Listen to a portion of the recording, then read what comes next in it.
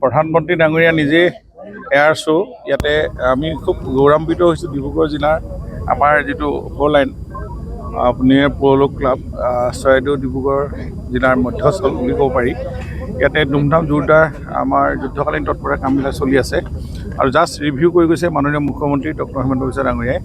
আৰু অহা পৰহিলৈ তাতে প্ৰধানমন্ত্ৰী যিহেতু আহি ইয়াতে এই যিখিনি ELF সময়ত ইমাৰ্জেঞ্চি লেণ্ডিং ফেচিলিটি যুদ্ধৰ সময়ত যিখিনি, আৰু তেখেতে কথা কৈছে যে অকল যুদ্ধৰ কাৰণে নহয়, ইয়াতে ডিজাষ্টাৰ টাইমতো মানুহৰ দুৰ্যোগ হ'লে, আমি বানপানী হ'লে খাদ্য সামগ্ৰী ইয়াতে যোগান ধৰা পৰা আদি কৰি বিভিন্ন ধৰণৰ হেলিকপ্টাৰ পৰিবৰ কাৰণে এইটো ব্যৱস্থা খুব অসমখন কেনেকৈ আগবাঢ়ি গৈ আছে আমি সকলোৱে দেখিছোঁ সকলো ক্ষেত্ৰতে। গতিকেলৈ এইটোৱে আমাক সেই দিনটোৰ কাৰণে আমাৰ কাৰণে ঐতিহাসিক দিন হ'ব।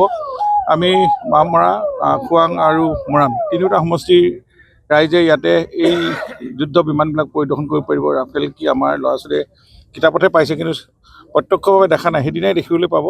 মই আপোনালোকৰ সাংবাদিক মাধ্যম বন্ধুসকলৰ যোগেদি সকলোকে ইয়াতে উপস্থিত থাকি সেই ঐতিহাসিক মুহূৰ্তটোৰ যাতে সাক্ষী হয় তাৰ কাৰণে অনুৰোধ জনাইছোঁ।